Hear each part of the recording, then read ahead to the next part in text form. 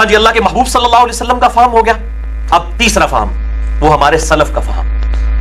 اور سلف بھی کوئی عام نہیں ہے. اہل سنت کے بہت بڑے امام محمد بن اسماعیل بخاری رحمہ اللہ تعالی المتوفى 256 ہجری کے سب سے لائق ترین شاگرد ابو الحسین، ان کی کنیت بھی شاہ جی کنیت ابو الحسین ہے ان کی، اور واقعی حسینی والا انہوں نے کام کیا.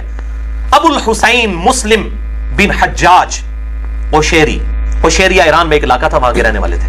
رحمہ اللہ تعالی وعلیہ السلام المتوفى 261 ہجری. ان کا میں فہم بتانے لگا ہوں. امام بخاری کے شاگرد ہیں اور الحمدللہ اہل سنت کے امام ہیں، جن کی یہ صحیح مسلم شریف ہے. ان کا فہم صحیح مسلم میں انہوں نے مقدمہ لکھا، وہ میں نے پورا مقدمہ پڑھایا ہے، مسئلہ نمبر 36 ahlsunnatpak.com ہماری ویب سائٹ پہ. تو یہ ان کا میں فہم ورڈ بائی ورڈ، وہ اپنے شاگرد نے جب ان کو مشورہ دیا کہ آپ کو ایسی کتاب لکھیں کہ جس کتاب میں صحیح الاسناد احادیث جمع ہو جائیں تاکہ عوام الناس کے لیے آسانی ہو جائے، تو انہوں نے اپنے شاگرد کے جواب میں مقدمہ لکھا، اور وہ مقدمہ صحیح مسلم کا حصہ ہے.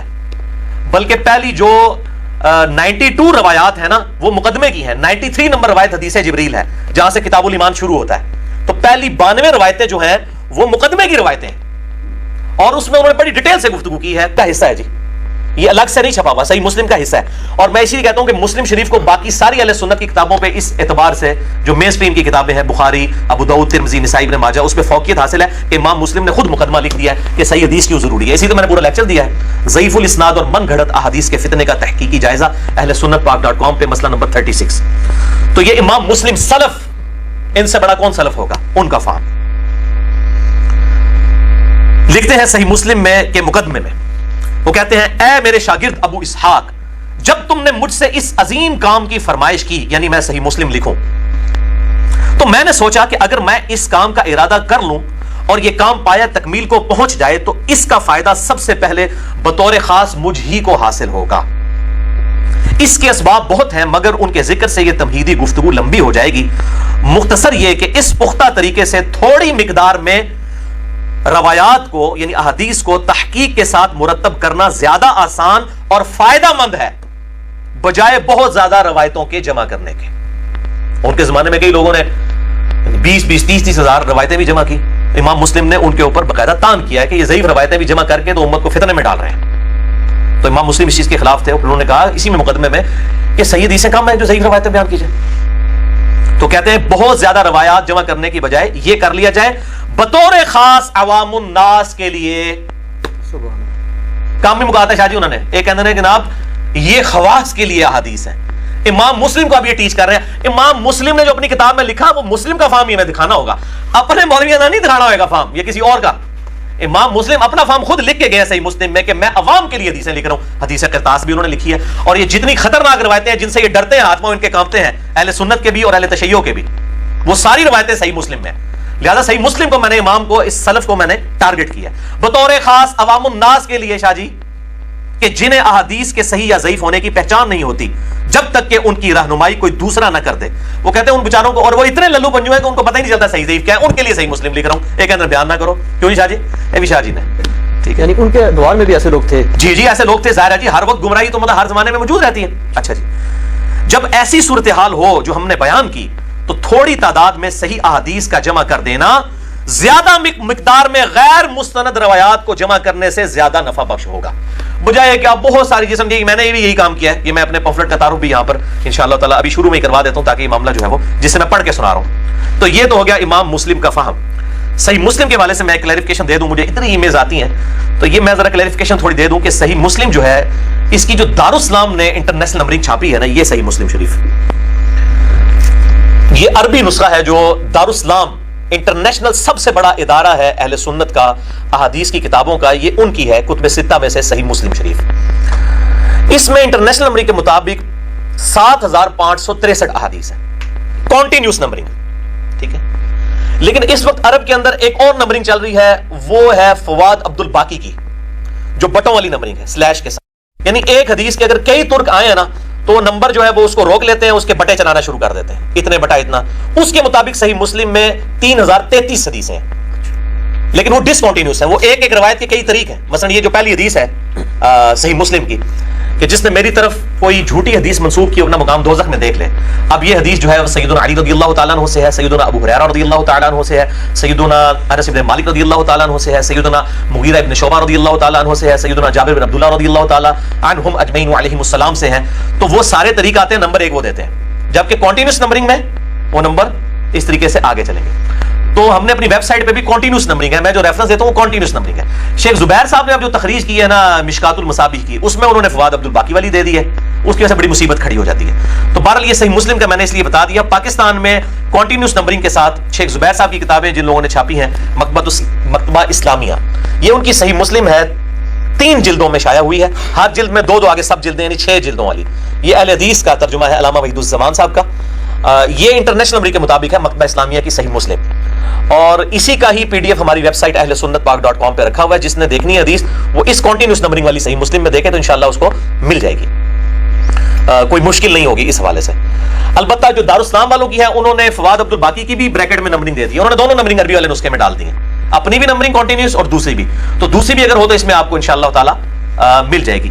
تو صحیح مسلم میں نے ویسے فرحان بھائی کو کہا تھا کہ وہ اب اس کا بھی PDF آ گیا ہے. صحیح مسلم جو ہے ترجمے کے ساتھ دارالاسلام نے بھی چھاپی ہے, اس میں انہوں نے دونوں نمبرنگ فواد عبد الباقی کی بھی ڈال دی ہے, یہ والی بھی, اس کا PDF بھی جو ہے وہ اویلیبل ہے. میں نے ان کو کہا تھا اس کو اپلوڈ کرتے, پتہ نہیں انہوں نے کیا کہ نہیں کیا. بہرحال انشاءاللہ تعالی جو آلریڈی پرانا بھی ہوا ہے وہ بالکل ٹھیک ہے. اچھا, اب اس تمہیدی گفتگو کے اینڈ پہ میں اپنے 2 ریسرچ پیپرز کا تعارف کروا دوں, اس کے بعد انشاءاللہ تعالی ہم جو ہے گفتگو کو سٹارٹ کریں گے آپ سے انشاءاللہ کوسچن آنسر سیشن. یہ میرے بھائیوں میرا پہلا ریسرچ پیپر ہے جس کی پروف ریڈنگ اس وقت شیخ زبیر لزئی رحمہ اللہ تعالی علیہ السلام نے کی تھی, المتوفی 1435 ہجری. اس کے بعد یہ بار بار چھپتا ہے, ہر دفعہ ہم پھر اس میں اس کی لیٹسٹ ڈیٹ ڈال دیتے ہیں تاکہ ناسخ و منسوخ والا چکر نہ رہے. تو بہرحال الحمدللہ یہ ریسرچ پیپر نمبر ہے 5A, رافضیت, ناسبیت اور یزیدیت کا تحقیقی جائزہ. یہ بالکل بنیادی اہل سنت کا مقدمہ 4 پیجز میں نے بیان کیا ہے, اور اس میں اہل سنت کا کیا مقدمہ ہے اس حوالے سے, اور رافضیت کے خلاف, یزیدیت کے خلاف, ناسبیت کے خلاف. ریسرچ پیپر نمبر 5A اہل سنت پاک .com سے اس کا مفت PDF ڈاؤن لوڈ کیا جا سکتا ہے. ہزاروں کی تعداد میں پوری دنیا میں ہم بانٹتے بھی ہیں اس کی ہارڈ کاپیز. یہ کلرڈ ہے, یعنی رائٹنگ جو ہے بلیک میں اور ہر ریفرنس ریڈ کلر میں, تاکہ وہ ریفرنس پہ فوراً نظر پڑ جائے. اس کا پھر میں نے انیکسچر لکھا جسے کہتے ہیں زمیمہ. اس کے بعد وہ کہتے ہیں جناب کہ جی اس میں تو بڑی مختصر بات ہے, ذرا کھول کے بات کو بیان کریں. تو اس کے اینڈ پہ پھر میں نے یہ بات لکھ دی کہ پوری آپ تحقیق اگر جاننا چاہتے ہیں تو ریسرچ پیپر نمبر 5B, جس میں سے میں نے اللہ کا فہم, اللہ کے محبوب صلی اللہ علیہ وآلہ وسلم کا فہم اور سلف کا فہم بیان کیا یہ شروع میں, بلکہ اس کو آپ اگر ٹارگٹ کر لیں اس پورشن کو وہ فہم نظر بھی آئے گا جو میں نے پڑھ کے سنایا. تو یہ ہے ریسرچ پیپر نمبر 5B, واقعہ کربلا کا حقیقی پس منظر 72 صحیح الاسناد احادیث کی روشنی میں, اہل سنت کی کتابوں سے. اور یہ 72 کا ٹائٹل میں نے شہدائے کربلا کی ریفرنس سے لیا ہے, ورنہ اس میں اسناد جو ہیں وہ 150 ہیں, 150 احادیث ہیں. مثلا اس میں میں نے جو غدیر خم کی حدیث ہے اس کی میں نے 8 اسناد لی ہیں 33 نمبر کے اوپر, لیکن نمبر کو صرف 33 ہی دیا ہے. ساری اسناد اس کی جمع کی ہیں ایک نمبر کے تحت 72 کی نسبت بنانے کے لیے. تو اس میں 150 روایتیں ہیں الحمدللہ. اہل سنت کا مقدمہ, کمنٹس کوئی نہیں کیے, احادیث جمع کر دی ہیں.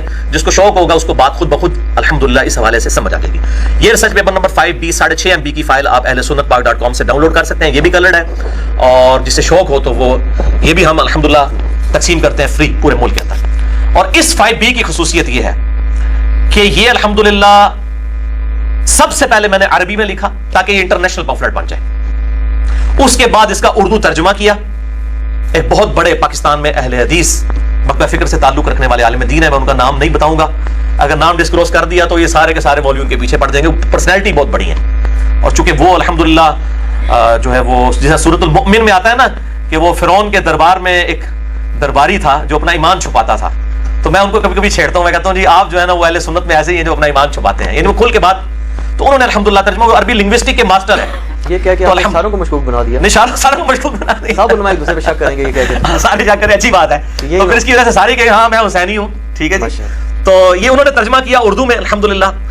تو بہرحال میں نے اس کو ترجمے کو سیدھا کیا. تھوڑی بہت ساری سانوں میں عربی آتی ہے, قرآن پاک الحمدللہ عربی مکمل آتی ہے, قرآن کی احادیث کی بھی کوئی معاملات کر لیتے ہیں. اب تو معاملہ ہی اب تو سافٹ ویئر ہے, آپ اس میں عربی ڈالیں ترجمہ بھی آ جاتا ہے, تو مسئلہ ہی کوئی نہیں. بہرحال یہ انہوں نے کیا, میں اس لیے بتا رہا ہوں کہ کسی للو پنجو کا ترجمہ کیا ہوا نہیں ہے, باقی عربی بھی ہے جس کو شوق ہو دیکھے.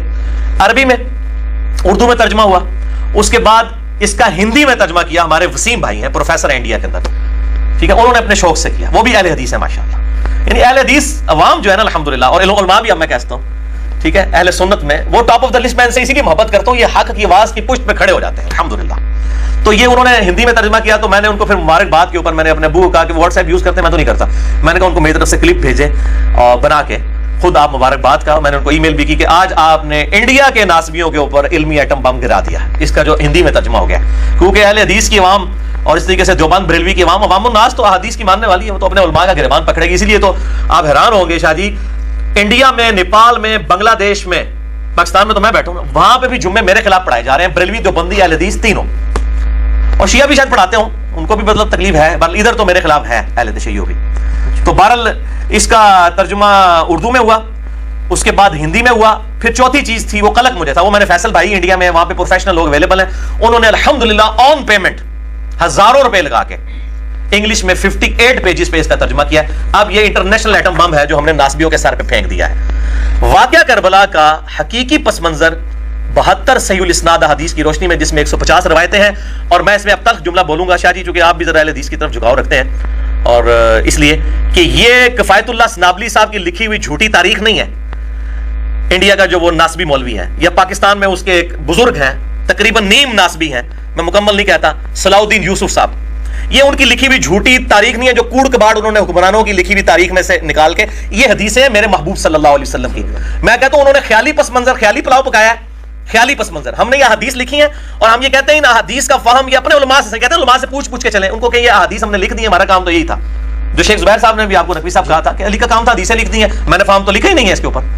تو یہ فہم ان کے سامنے خود اپنی پبلک کو یہ اس کے اوپر درس دے دیں بس, اور پھر چلاکیاں کرتے ہیں حدیثوں کے اوپر, اپنے حکم بدلنا شروع کر دیں, نہیں یہ تو ضعیف تھی, ہم نے غلطی سے صحیح کہہ دیا تھا, اب ہم رجوع کرتے ہیں. میں کہتا ہوں مولویوں, اس میں جو بخاری اور مسلم کی حدیثیں ہیں ان کو ضعیف ثابت کرو, تاکہ تمہاری عوام تمہیں پوچھے کہ تم چھپے ہوئے منکرین حدیث ہو. اور یہ میں نے آپ کو شاہ جی بہت پہلے کہا تھا کہ جتنے ناسبی ہوں گے نا, یہ منکرین حدیث بھی ہوں گے, یہ لازم و ملزوم ہے, کیونکہ صحیح حدیثیں ان کی موت ہے, ان کے لیے مجبوری ہے کہ یہ منکرین حدیث ہو جائیں. آپ دیکھیں جتنے ناسبی ہیں نا, مامون احمد عباسی کو دیکھ لیں, اس طریقے سے فیض عالم صدیقی کو دیکھ لیں, ہے تو اہل حدیث کے لبادے میں وہ بھی منکرین حدیث تھا. اب جتنے بھی ہیں نا, یہ سب کے سب چھپے ہوئے منکرین حدیث ہوتے ہیں. تو یہ بخاری مسلم کو ضعیف ثابت کریں, تاکہ آپ کے سر کے اوپر ایٹم بم آپ کی عوام گرائیں, اور آپ کو گریبان سے پکڑ کے نا ان کے ممبروں سے نیچے اٹھائے کہ کل تک تو آپ کہتے تھے قرآن اور صحیح حدیث, قرآن اور صحیح حدیث, تو یہ قرآن اور صحیح حدیث میں نے بیان کی, سلف کا امام مسلم کا فہم بھی بیان کر دیا. اور ایک میرے جو فیورٹ سلف ہیں, میں ان کا فہم بھی بیان کرتا ہوں. شاہ جی آپ سوال و جواب شروع کریں, جس پہ میں نے اس ریسرچ پیپر کا اختتام کیا ہے. جو اہل سنت میں سب سے بڑا امام ہے, ان سے بڑا کوئی امام نہیں ہے, امام احمد بن حنبل رحمہ اللہ تعالی المتوفى 241 ہجری کے استاد, امام مالک رحمہ اللہ تعالی المتوفى 179 ہجری کے شاگرد خاص, اور امام بخاری کے المتوفى 256 ہجری دادا استاد, امام ترمذی المتوفى 279 ہجری کے پردادا استاد, اہل سنت کے سب سے بڑے امام, ہر فیلڈ کے امام, امام محمد بن ادریس الشافعی رحمہ اللہ تعالی علیہ السلام المتوفى 204 ہجری. باقی تو کچھ فقہ کے امام ہیں, کچھ حدیث کے امام ہیں. یہ وہ شخص ہے جو فقہ میں بھی امام, حدیث میں بھی امام, منطق میں بھی امام, علم الکلام میں بھی امام, ہر معاملے میں. اور ایسا امام جسے سنی شیعہ دونوں مانتے ہیں, کیونکہ امام موسیٰ کاظم رحمہ اللہ کے یہ شاگرد تھے امام شافعی. اسی لیے اہل تشیع کے آپ دیکھیں نا, تو وہ کہتے ہیں کہ امام موسیٰ کاظم رحمہ اللہ, ہم بھی ان کو مانتے ہیں, ان کے اصحاب میں سے تھے امام شافعی رحمہ اللہ. ان کا شعر ہے جو ان کی اپنی کتاب میں ہے, نہ اس کو کفایت اللہ سنابلی صاحب ضعیف ثابت کر سکتے ہیں, نہ صلاح الدین یوسف صاحب, ان کی اپنی کتاب ہے, دیوان الشافعی چھپی ہوئی ہے.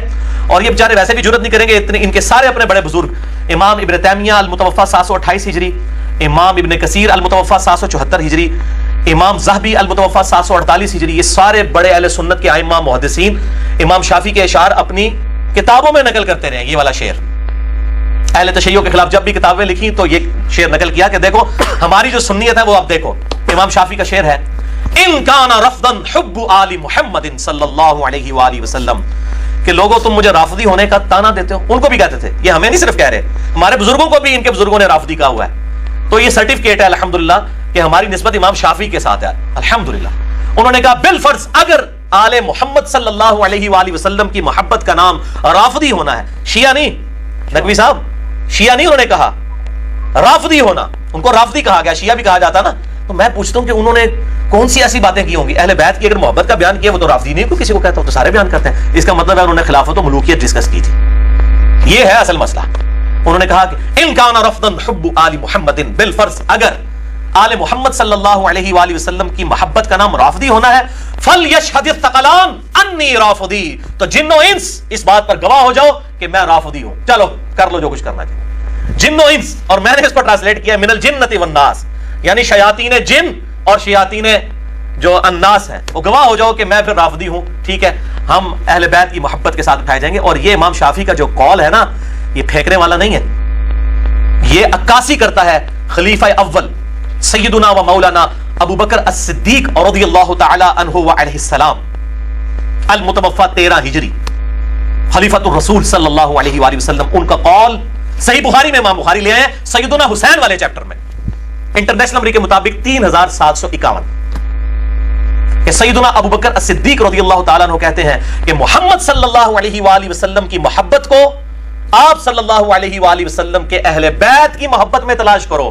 اور اہل بیت سے مراد سیدنا حسین رضی اللہ تعالیٰ عنہ والے چیپٹر میں لے کر آئے. بیویاں بھی اہل بیت ہیں اور وہ پنجتن پاک بھی اہل بیت ہیں, لیکن امام بخاری نے ناسبیوں کے سر کے اوپر تھوڑا مارا کہ حضرت حسین کے چیپٹر میں لے گئے جس سے چڑھتے تھے حسین سے.